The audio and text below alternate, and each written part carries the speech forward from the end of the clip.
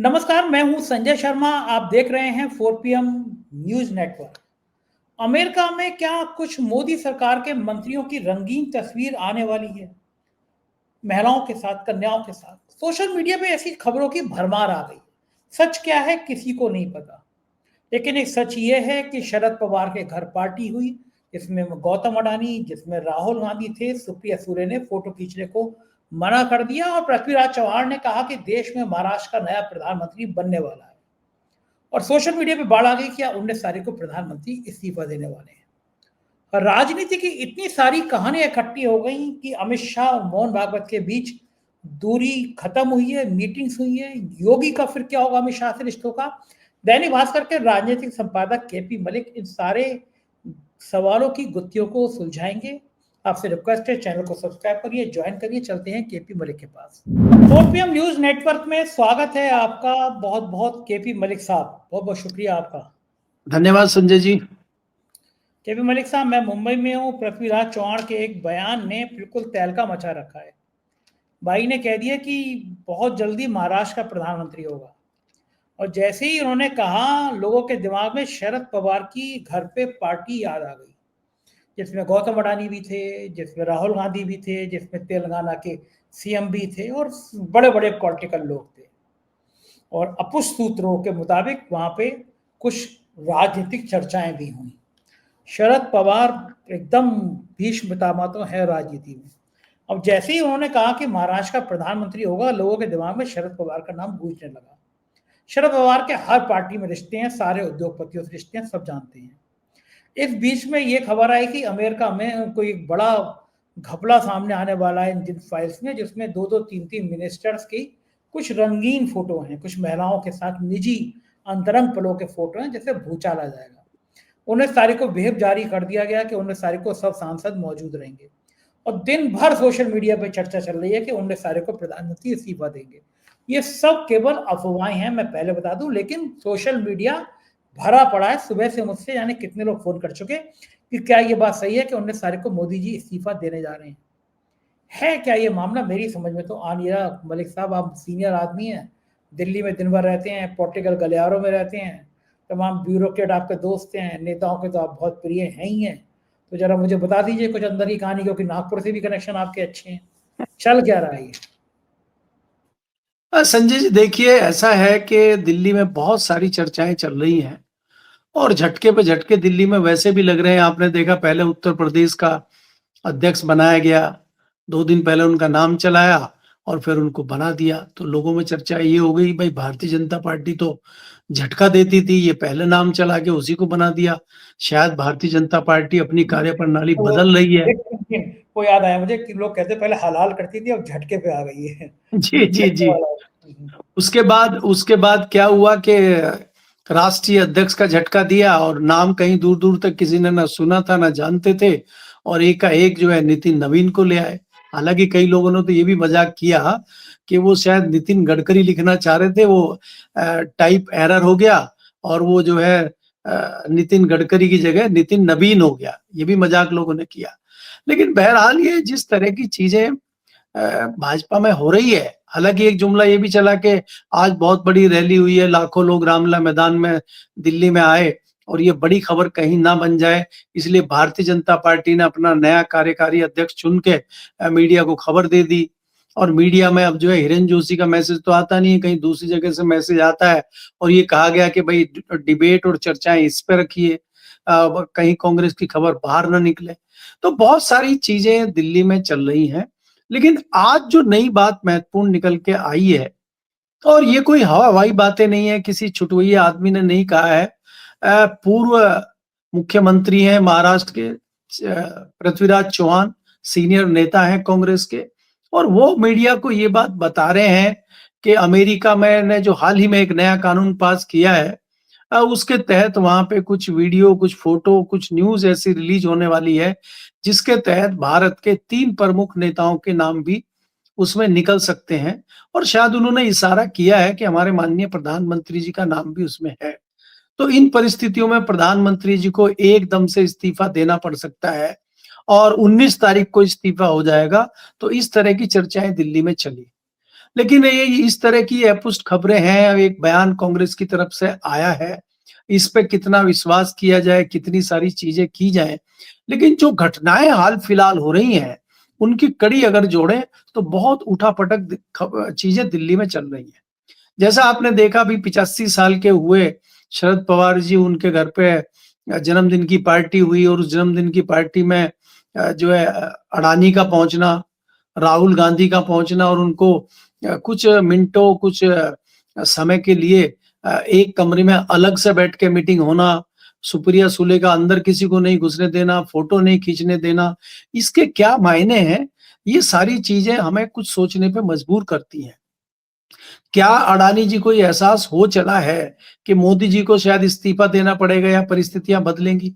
और संजय जी, इसमें एक चीज और कही है पृथ्वीराज चौहान ने कि ये जो नए पीएम बनेंगे भारत में, वो पहली बात तो महाराष्ट्र के होंगे और दूसरी बात वो होंगे भी भाजपा के ही। तो ये भी बड़ी बात है। ये हम इससे ये भी कह सकते हैं कि भारतीय जनता पार्टी की सरकार नहीं जा रही, भले ही मोदी जी जा रहे हो। और फिर हमें वहां पे आ जाते हैं हम वापस, जो हम पिछले दिनों चर्चा कर रहे थे कि जो तथाकथित चाणक्य भारतीय जनता पार्टी के हैं, जो वो कुछ झटके दे रहे थे, धीरे धीरे करंट वाले झटके दे रहे थे, कई बड़े झटके तो देने शुरू नहीं कर दिए उन्होंने, और कोई नई रणनीति तो नहीं चल रही है।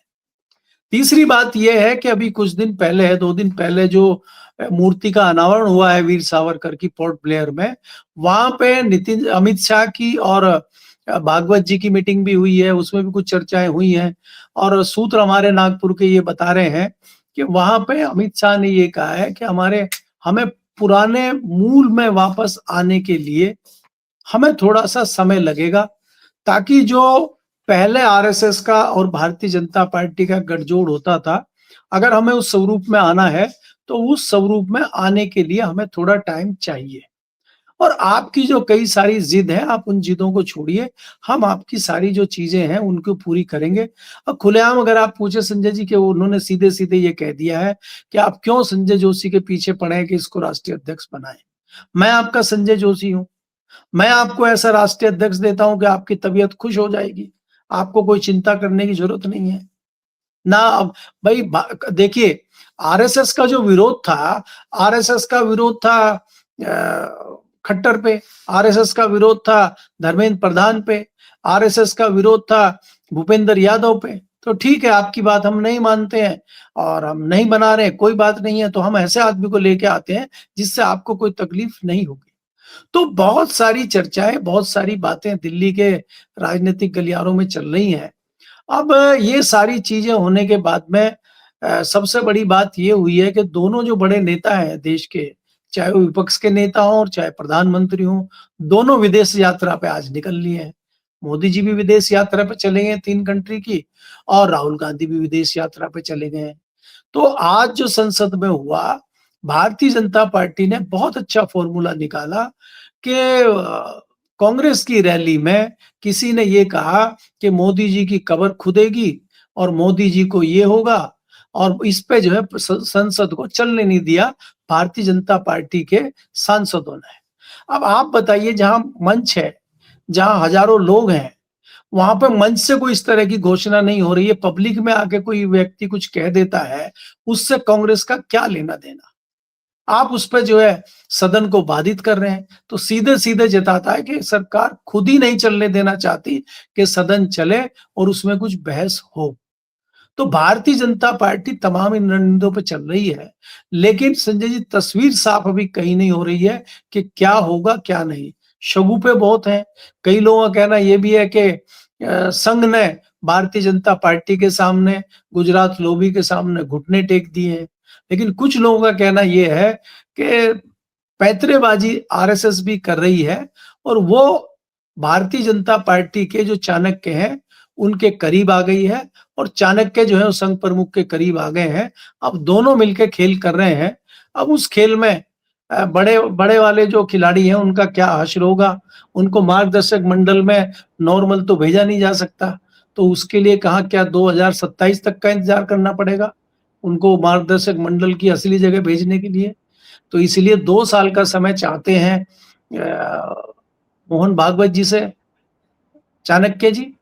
तो बहुत सारी चर्चाएं दिल्ली में हैं। लेकिन असली बात क्या है, क्या होने वाला है, ये किसी को नहीं पता। निश्चित तौर पे कुछ कह भी नहीं सकता संजय जी। जी। मलिक साहब, एक कहावत कही जाती है कि राजनीति में जिस सीढ़ी से ऊपर चढ़ा जाता है वो सीढ़ी गिरा दी जाती है, वो सीढ़ी खत्म कर दी जाती है। मोदी जी आडवाणी जी की सीढ़ी पर चढ़कर पहुंचे थे। अगर आडवाणी जी नहीं होते तो वाजपेयी जी कब का निपटा देते उन्हें गुजरात के मुख्यमंत्री पद से, और यहाँ तक उनका रास्ता, यहाँ तक उनका सफर कभी होता ही नहीं। अब वो सीढ़ी अमित शाह थे, अमित शाह चढ़े मोदी जी की सीढ़ी बना के ऊपर। तो आपका कहना है कि अमित शाह और मोहन भागवत के बीच नजदीकियां बढ़ी हैं, और इस शर्त पे बढ़ी हैं कि संजय जोशी को छोड़ दीजिए, मैं ही संजय जोशी हूँ, आपका आपका कहना ये है। तो ये जो अमित शाह और मोहन भागवत के बीच की अगर नजदीकियां बढ़ी हैं, तो क्या मोहन भागवत अब इतने कमजोर हो गए हैं कि वो सीधे मोदी जी से मुकाबला नहीं कर सकते, या मोहन भागवत को समझ में आ गया है कि अब उनकी भी कुर्सी खतरे में डाल सकते हैं मोदी जी? संघ के अंदर भी अब गुट बनने लगे हैं। जैसे मैं उत्तर प्रदेश को उदाहरण दे दूं, उत्तर प्रदेश में जो क्षेत्रीय प्रचारक है, खासतौर से अनिल सिंह जी का नाम आता है। योगी आदित्यनाथ से कोई काम कराना हो तो अनिल सिंह के पास चले जाइए, आप संघ के प्रचारक हैं। बड़े बड़े ठेकेदार बिल्डर भी उनके आगे पीछे घूमते हैं। जैसे लखनऊ के एक अमरावती बिल्डर हैं, इनकम टैक्स की रेट पड़ी थी, एक साय साहब हैं। तो ये सब लोग अनिल सिंह के इर्द गिर्द, पहले बंसल जी के पास रहते थे, और अनिल सिंह के तो संघ के प्रचारक हैं। लेकिन वो संघ उनको भी नहीं हटा रहा। संघ ने कहा कि भाई योगी के खिलाफ कोई बोलेगा नहीं, और योगी ने बयान दे दिया कि 3-4 करोड़ वोट कट गए एसआईआर में, और उसमें से अधिकतर वोट जो है वो बीजेपी के लोगों के हैं। अखिलेश यादव ने कह दिया कि पीडीए के लोग एक्टिव हैं, इसलिए इनके मंसूबे पूरे नहीं हो पा रहे हैं। लेकिन अगर उत्तर प्रदेश में 3-4 करोड़ वोट कट गए एसआईआर के जरिए, तो ये किसके इशारे पे हो रहा है एसआईआर? मोदी जी के इशारे पे। चुनाव आयोग, ज्ञानेश कुमार तो नाकारा टाइप के इंसान है, मतलब जो लाखों लोग वोट चोर कहने लगे हैं उनको, और बड़े गंदे शब्द का इस्तेमाल कर रहा हूँ, करना नहीं चाहिए, लेकिन इतना नपुंसक चुनाव आयोग तो मैंने आज तक देखा नहीं भारत के इतिहास में। तो ये जो वोट कट रहे हैं, बताओ, योगी जी कह रहे हैं कि 3-4 करोड़ वोट कट गए उत्तर प्रदेश में। तो क्या ये योगी को किनारे करने की शाह की रणनीति होगी, मोदी की रणनीति होगी? क्या उत्तर प्रदेश का भूचाल, और अगर शाह ताकतवर होते हैं, शाह की मोहन भागवत से नजदीकियां बढ़ती हैं, तो फिर योगी आदित्यनाथ का भविष्य क्या होगा? हाँ संजय जी, देखिए, ये जो वक्तव्य योगी जी ने दिया है, हालांकि इसके कई सारे मायने हैं, और मैं तो इसका उल्टा लेके चलता हूँ कि योगी जी का कहना अगर ये है कि 4 करोड़ के लगभग वोट कट गए हैं, 4 करोड़ वोट करते हैं, और उन्होंने ये कहा कि भाजपा के कट गए, ये तो भाजपा के वोट थे। तो अगर 4 करोड़ भाजपा के वोट थे, इसका मतलब वो फर्जी वोट थे, और वो फर्जी वोट भाजपा को मिले थे। तो इसका मतलब भाजपा सचमुच वोट चोरी करती है। तो वो तो अपनी चोरी खुद ही बता रहे हैं योगी जी। इसके सीधे सीधे मायने तो ये है।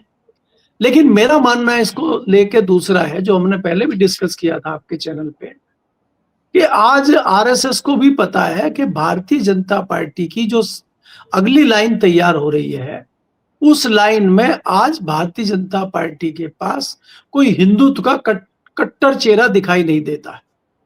और वो जो तलाश है संघ की, भारतीय जनता पार्टी की, वो योगी जी पे आके रुकती है। आज देश में किसी भी राज्य में चुनाव होता है, वहां पे हिंदुत्व के हिसाब से अगर कोई रैली होती है, कोई बयान होता है, कोई कुछ डिमांड होती है, तो उसमें योगी जी की डिमांड होती है।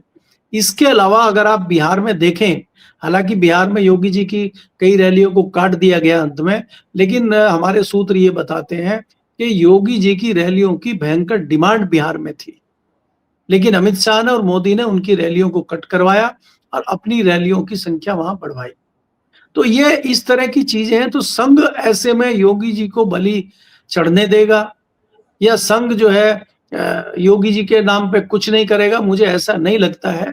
और ये जो डील हुई है अमित शाह की और संघ के बीच में, कितना भी संघ कमजोर पड़ जाए, कितना भी संघ सरेंडर कर दे, कितना भी झुक जाए, लेकिन उसका एक अपना महत्व है, वो तो रहेगा ही, और वो कम से कम अपनी कुछ मांगे पूरी कराने की स्थिति में रहेगा ही। लेकिन योगी को हटाना, भारतीय जनता पार्टी का जो शीर्ष नेतृत्व जिसको हम कहते हैं मोदी योगी, मोदी और अमित शाह, वो चाहते हैं, लेकिन चाहत तो उनकी आज तक पूरी हुई नहीं है। तो यहां भी जिस प्रकार से संघ ने साफ कह दिया है कि 2027 तक योगी जी नहीं हटेंगे, और 2027 तक का ही समय अमित शाह मांग रहे हैं, तो कड़ी तो कहीं ना कहीं जुड़ती है ना। और ये संकेत करती है कि कोई ना कोई डील हुई है। तो इसलिए मैं ये कह सकता हूं कि मुझे नहीं लगता कि योगी जी को कोई खतरा है। जी। अच्छा, अगर योगी को खतरा नहीं है तो अमित शाह के और योगी के रिश्ते जो सास बहू वाले हैं, तो दोनों एक दूसरे को निपटाने की रणनीति बनाते रहते हैं, इन उमंगों को, इन आकांक्षाओं को, इन उम्मीदों को परवान कौन कैसे चढ़ाएगा? कौन किस पर भारी होगा? अमित शाह भारी पड़ेंगे, योगी आदित्यनाथ भारी पड़ेंगे? देखिए संजय जी, ये तो राजनीति है।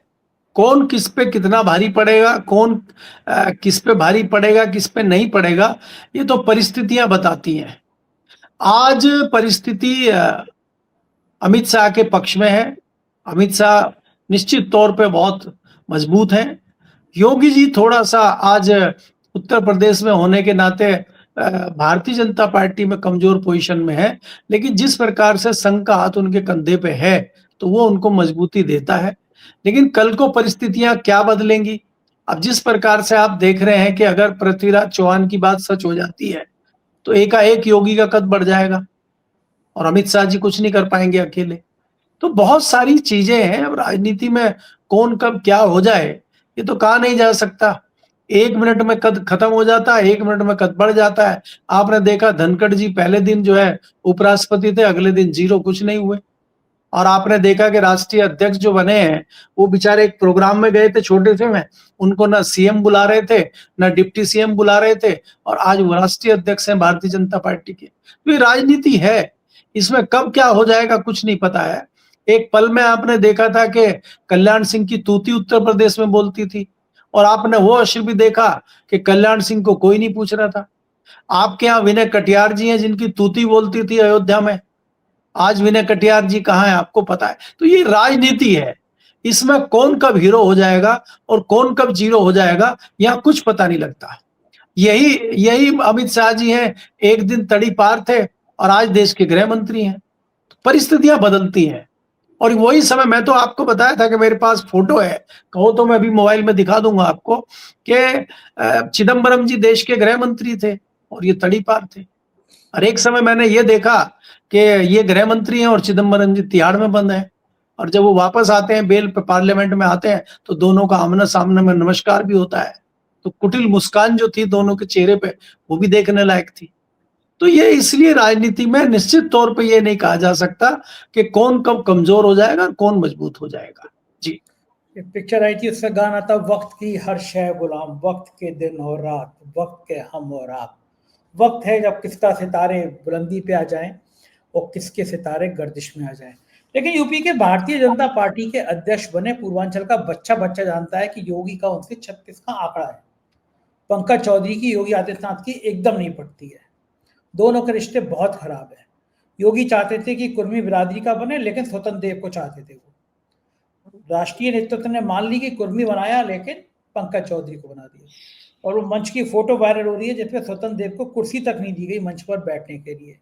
एक झटके में इस हद तक आसमान से नीचे आ गए स्वतंत्र देव। तो ये वक्त ही है।